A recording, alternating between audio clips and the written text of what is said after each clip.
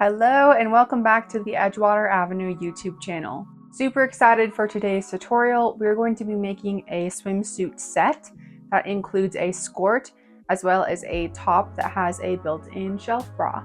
So these are the patterns for the Abby top and the Camille skirt. I'm including both tutorials in one video, so if you're just making one of these pieces, take a look at the timestamps to find where you need to go. Starting off with Camille, for materials you will need swimwear fabric. Since this is a skirt, you are going to need more fabric than usual, and the division between lining fabric and main fabric is a little different. So pay close attention to the fabric requirements inside of the pattern to get more exact estimates. You'll need regular sewing supplies, of course, rotary cutter, seam ripper, and I'm recommending these two sizes of elastic, but please don't stress about having both. First is 1/4 inch or 6mm swimwear elastic. If you were to buy just one size of elastic, it should be this. This is going to be used along the leg holes of the built-in bottoms. And the second size is 3/8 or 10mm elastic, and this is going to be used on the waistline. The thicker size of elastic on the waistline just helps the fabric and the two layers sit a little bit better. So it is ideal to have this size of elastic. Something to do instead of using 3/8 swimwear elastic, like rubber elastic, is finding a non-roll waistband elastic. So that would be the most ideal, but again, don't stress. Worst case scenario, if you have 1/4 inch elastic, you can use it for both the leg holes and the waistband, and you'll still make a good product. 3/8 is just best in that waistband.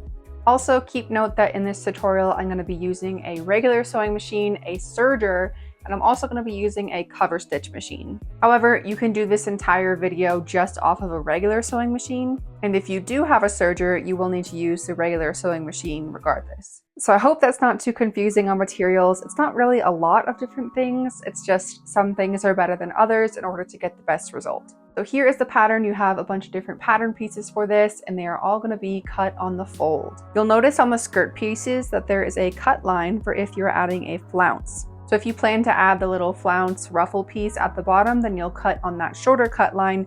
Otherwise, you'll cut all the way to the bottom of the skirt. So for cutting, I'm going to start out with my lining fabric, and I'm going to cut one in each of my bottoms pieces. So that's a front and a back.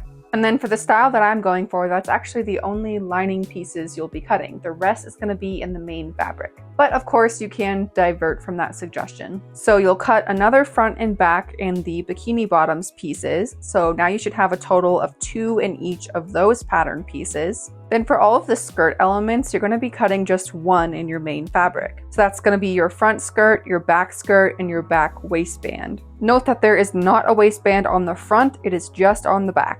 Then if you're doing a flounce, you will also be cutting 1 in that pattern piece on the fold. If you're able to finesse this and save fabric, you can instead cut the flounce not on the fold and cut 2 pieces instead. Just make sure that you add seam allowance where there's going to be the 2 pieces connecting. Now that we have all of our pieces cut, we're going to start out with the bikini bottoms. So match fronts with fronts and backs with backs, right sides together, and sew and attach 1/4 inch elastic just onto the leg holes. And I always recommend first sewing with a basting stitch, which is a long straight stitch meant to be temporary. Then once you've basted and you're happy with how it looks, you can go in and attach elastic. Here I'm using an overlock stitch, and the foot that I'm using is to help guide the elastic in.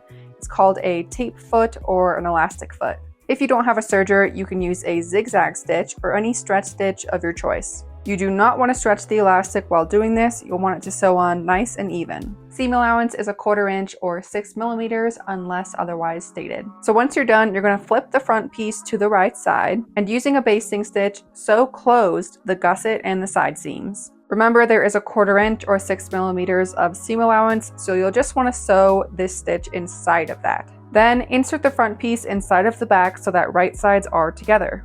Pin at the side seams and the gusset. Then you're going to sew each of these down across all 4 layers of fabric to attach the front and the back. Here I like to use a stretch stitch on my machine. This way I can go back and trim the excess afterwards. So at this point, the waistband is still open, so you can take the bottoms all the way to the right side. Then, using a basting stitch, sew the waistband closed. Now we're going to switch gears and work on our skirt pieces. Take the back waistband and match it right sides together onto the skirt back. Sew this seam with an overlock stitch or any stretch stitch of your choice. Once that's done, you're going to take the front skirt piece and match it onto the back skirt piece with right sides together. We're now going to sew the side seams of the skirt, again using an overlock or a stretch stitch of your choice. So now our bottoms and our skirt are both prepped, so we can now attach them together. This part can be a little bit confusing because we want the main fabric part of the bottoms to show when the skirt is lifted. So it's not as simple as just put right sides together at this point. Instead, take the bottoms and flip them so the lining is facing out. Then take the skirt and flip it inside out so you can see the wrong side of the fabric. Now we're going to put these right sides together and align them at the waistband. We're going to sew and attach our 3/8 inch elastic to this waistband seam and attach the skirt and the bottoms. This is going to be an especially crucial seam to use a basting stitch with first, so I really suggest you don't miss this step. Then we can sew and attach our 3/8 inch elastic, again not stretching. I also recommend attaching the elastic onto the side that has the skirt. This is going to help things lay nicely when the skirt is finished.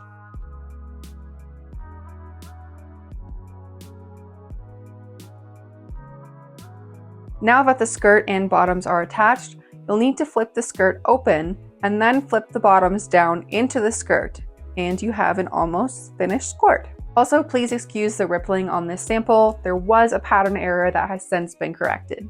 The next step is optional but highly recommended in order to help that waistband elastic sit nice and flat. We are going to be understitching the waistband seam. So flip the bottoms back out from the skirt so you can see the lining. We're going to top stitch this lining side while the seam allowance and the elastic is flipped down, so we're sewing on top of that too. Make sure the skirt is out of the way during this step. We only want to sew down the lining side of the bottoms onto the seam allowance.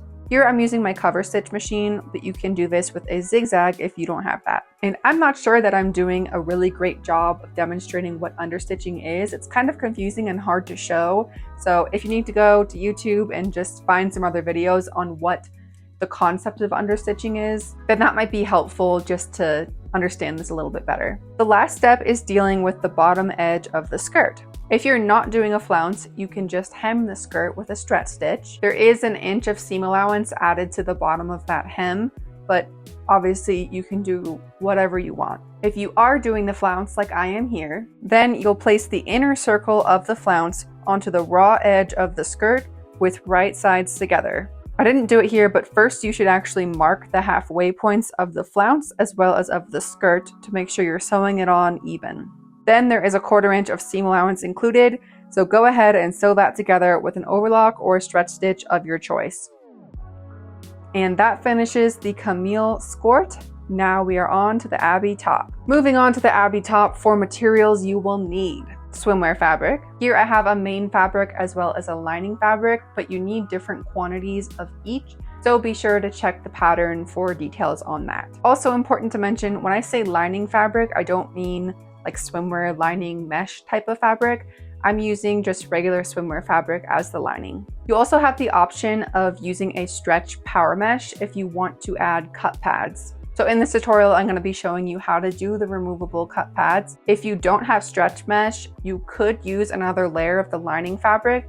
Just be aware it might fit a little bit tighter. You're going to need some Pico elastic or some type of comfortable elastic that's going to line the shelf bra. You're going to need 1/4 inch or 6mm swimwear elastic. And it's going to be optional, but I do recommend having 3/8 inch swimwear elastic for the top line of this top. The thicker elastic, just like with the Camille Skort, it just helps it sit nice and flat. And then cut pads if you want to go that route. Here are the pattern pieces. There is a tankini length as well as a more cropped length that hits just above the waist. For cutting, we have different directions for different pattern pieces. So starting with our lining fabric, we're going to cut one in each of these shelf bra pieces. If you plan to add cut pads, you're also going to cut an additional shelf bra front piece in power mesh, or like I mentioned, you can cut an additional piece out of the lining fabric.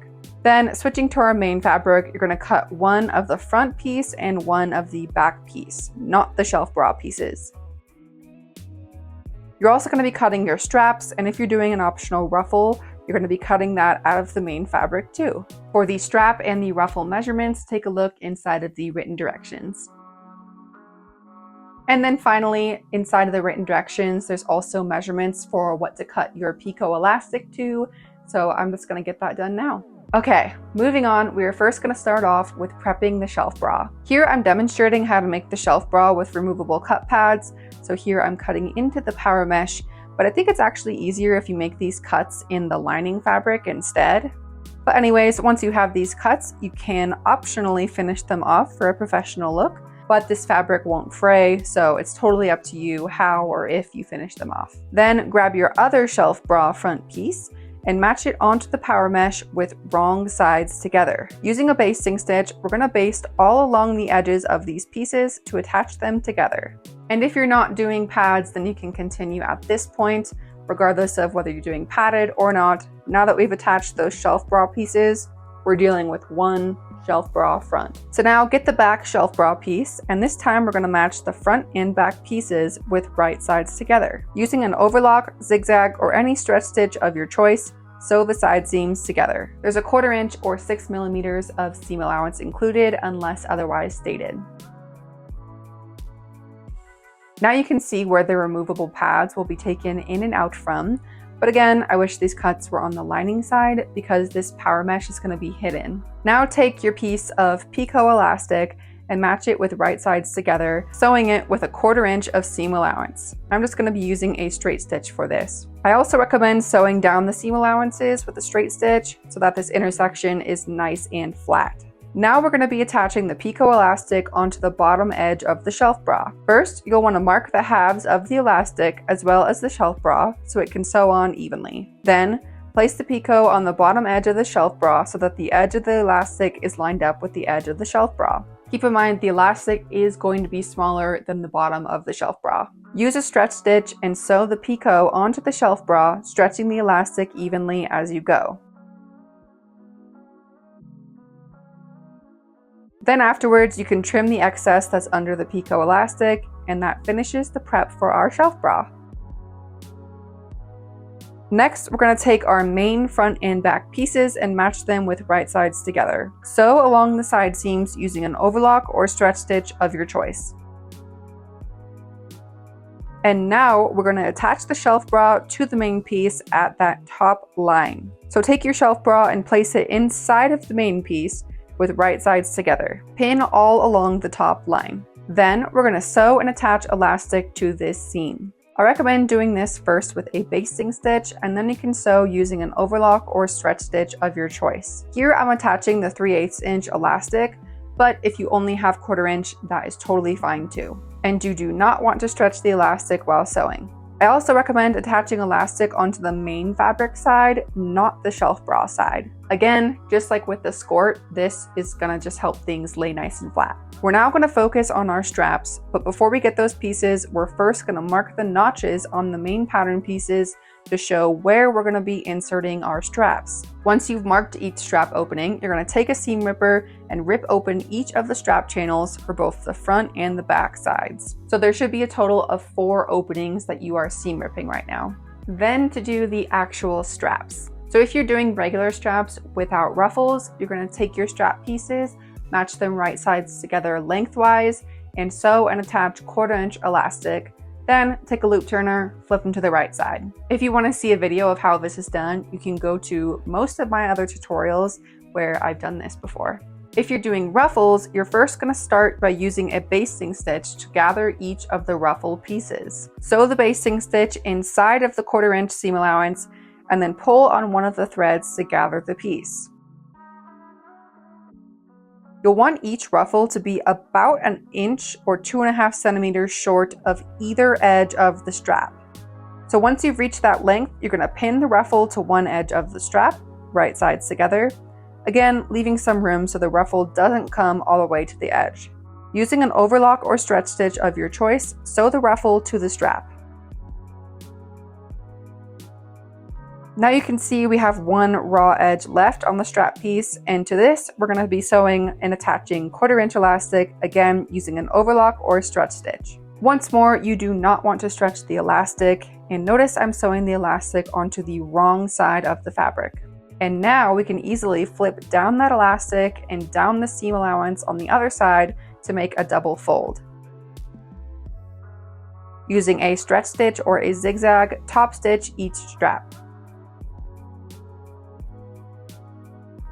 Now to actually insert the straps, we're going to start off with the front side, flip the top to the right side, and then insert each strap into each strap opening. Try and get the ruffle edge close to the strap opening. There is extra seam allowance added here. The cut measurements of the straps have quite a bit extra seam allowance, so if you maintain that roughly inch away from the edge, you won't be taking away too much if you get that ruffle close to the opening. Pin the straps into place from the inside of the top, as this is where we're going to be sewing from. Using a straight stitch, sew down each strap. I also recommend going back over the surrounding loose threads with an overlock or zigzag stitch. Now that we have the straps in the front, we're going to cut them to our desired length. Like I mentioned, there is extra seam allowance added into the cutting directions, so actually take the time to double check the length because you will most likely need to trim some off here. Again, insert the remaining side of the strap into the strap openings we made on the back side, and then sew down from the inside. That finishes the straps, and the second to last step is hemming the bottom line. Here I'm flipping it over and top stitching with a stretch stitch, but feel free to do whatever you want with this edge. Just keep in mind there is 1 inch of hem allowance here. Finally, this last step is optional, but it is highly recommended. This is going to make a huge difference in the way that the fabric sits. We are going to be understitching that top line. And I mentioned it in the Camille video, but I'll repeat it once more. I don't know if this is the best demonstration of what understitching is. I don't have the best camera angles, and this piece is just already not great for it. So if you need to look up some tutorials on what understitching is, if this is unclear, I think it's well worth it because it does make a big difference. So flip the top so the main fabric is out of the way, flip the seam allowance with the elastic down, and top stitch the lining using a cover stitch, zigzag, or any stretch stitch of your choice. Here I'm using a cover stitch, but I have achieved similar results with a zigzag. Notice that here I'm sewing the lining as well as the seam allowance with the attached elastic, so it's kind of a thick seam here. That completes the Abby top, and that completes this whole set. What an adorable swimsuit set. It is a match made in heaven, and both pieces are just so functional. Thank you for watching this one. Don't forget, if you haven't already, to pick up the patterns for the Abby top and Camille Skort, and I will see you next time.